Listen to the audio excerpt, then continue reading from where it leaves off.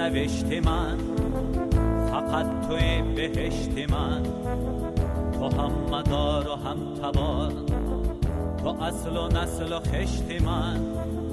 یگانه در این جهان، روی منم تو جاویدان. ز رفتگان مهربان،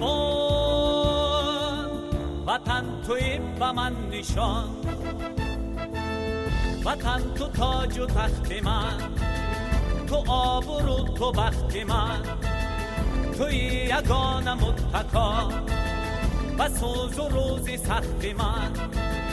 توی یگانه متکا و سوز و روزی سخت من. وطن وطن وطن.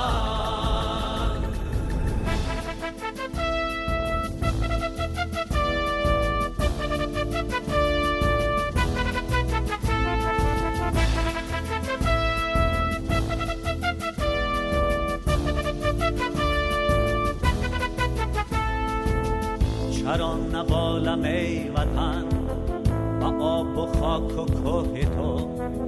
چرا نکوشم ای وطن و نصرت و شکوه تو؟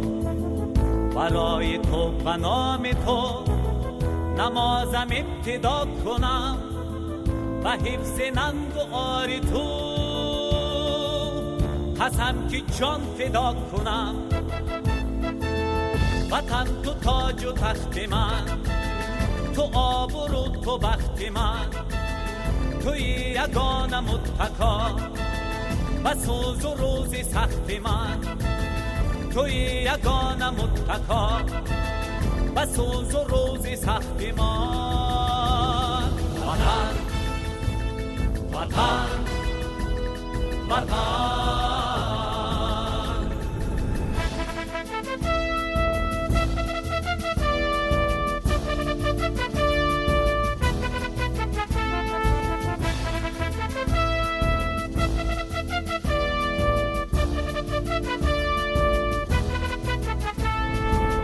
وطن تو تاج و تخت من، تو آبرو تو بخت من.